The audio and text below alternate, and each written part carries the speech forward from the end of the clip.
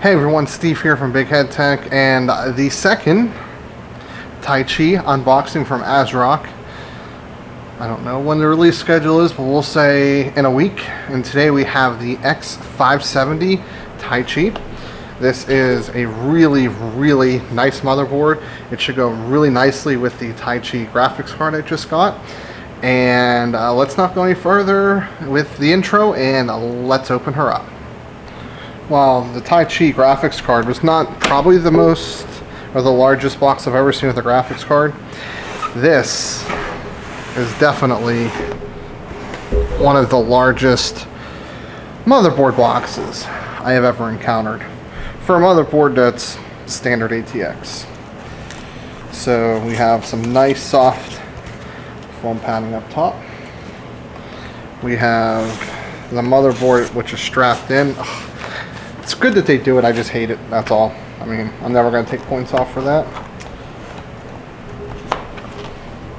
Let's carefully put the motherboard down so we don't fall. And it's not carefully put down, so I'm going to keep an eye on it here. Why is this? There we go. So, nothing super interesting there.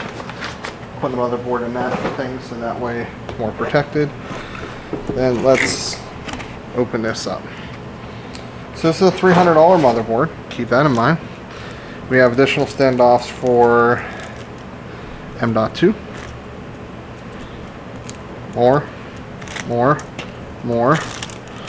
Okay. Wi-Fi antenna, SATA, crossfire, screwdriver. So everything you're going to need. This is a software setup guide, user manual with the useful disk. These actually do have some use, especially early release, in order to get NIC drivers if you don't have a secondary computer. But that is it for, let's see if I can move this without hitting anything. Yes. It's a really big box. It's like all motherboard stylings. Love, hate. You either love or you hate it. I just so happen to like it, and it matches the Taichi graphics card really well. And that was probably my worst peel job ever. Let's try to do the rear one a little better. Well, there we go. So let's take a look here what we got. Let's highlight the overview. So we have the 8+4, we're only going to be using the 8. We got a fan header up here, that is for chassis fan. We have CPU fan here, and doesn't really list it, but a secondary fan here. We have another fan there. We have another fan here. So we have plenty of fan headers. Another fan header there. Of course, that might be... doesn't actually say. I'm looking for one that actually says pump. And then we have addressable RGB, which is really important for me. Down here we have RGB and RGB right there. And I don't know what that one is. It says USB 5. We have 8 SATA ports, so that's always good. One thing that I don't like is that we don't have a second USB 3 header that's turned sideways. A little disappointing there. We have your HD audio down here. You have these two are USB.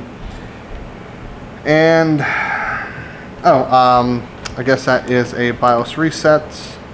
We have power reset on the actual motherboard there as well.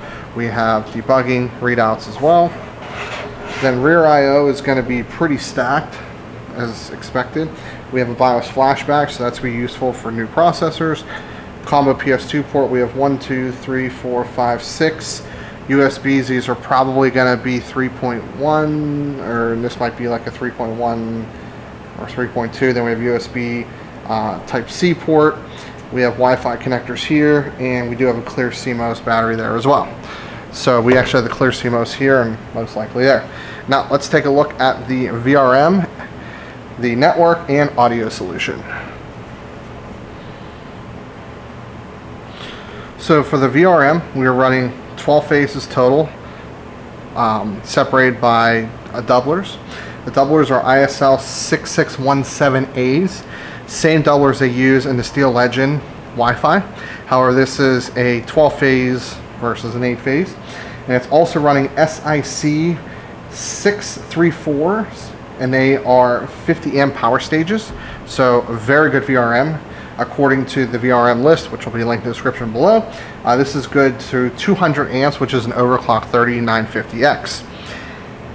The NIC, we are running an Intel Wi-Fi 6 802.11ax up to 2.4 gigabits per second. So that is basically 2.5 gigs. And it also has Bluetooth 5. And the audio solution isn't anything fancy. We are looking at the Realtek ALC1220 audio codec. And for USB, just kind of reading down here, we have 3 USB 3.2 Gen 2 ports, that's A and C, and then front Type C. And then the other ones are going to be USB 3.2 Gen 1, 2 fronts, 1 rear. And it does say Intel Gigabit LAN, is what it says with that. So there you go. There you have it. So it looks like it's only Gigabit LAN, but it's up to, it says 2.4 gigabits per second Wi-Fi. That's a little confusing. I might be not reading it right, but needless to say, it's Intel, not Realtek. So I'm going to go and get this, throw in my computer, but we're going to wrap this up. So what do I think of the X570 Taichi? I've used it for 2 weeks now.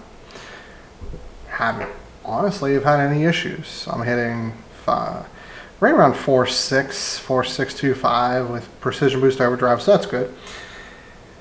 It's a little expensive. That being said, it's an X570 board, so that's to be expected.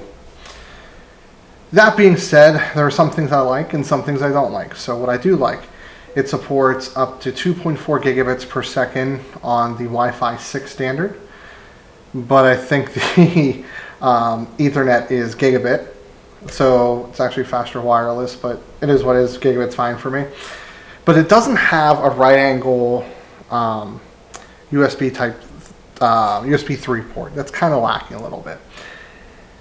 That being said, it does have a BIOS flashback. It does have a clear CMOS button in the back. It does have, I'm looking at it, plenty of I/O, which is good sound. Plenty of M.2. The problem is I have a little bit of difficulty recommending this over others in this space. So I bought it for strictly because I'm getting a Taichi graphics card and a Taichi motherboard, and hey, I had a little bit of money from the business thrown around, so of course I'm going to go bigger, right? But if you look at like the Steel Legend, it's a slight step down from a VRM standpoint. It may not support an overclock 3950X, but I mean that's a really high-end chip. It'll support this overclock. It has much better airflow than the Edge Wi-Fi, which died on me recently. It's currently out for RMA. And there's the Aorus Elite. There's the ASUS Tough. There's a lot of boards around $200 to $240. The Extreme 4, I think, is one of the Wi-Fi as well, that have good enough VRMs, good enough features. It just isn't worth spending the extra money. So that's my take. If you have the extra money and this has the features, the look you want, grab it. The addressable RGB works fine with my system. The graphics card and fans and board all sync together. It's fantastic. Honestly, I've had very little issues with ASRock RGB. Another reason why I went with it. But link in the description below. It's not a bad product. I just think that it's not the best value. That's pretty much it.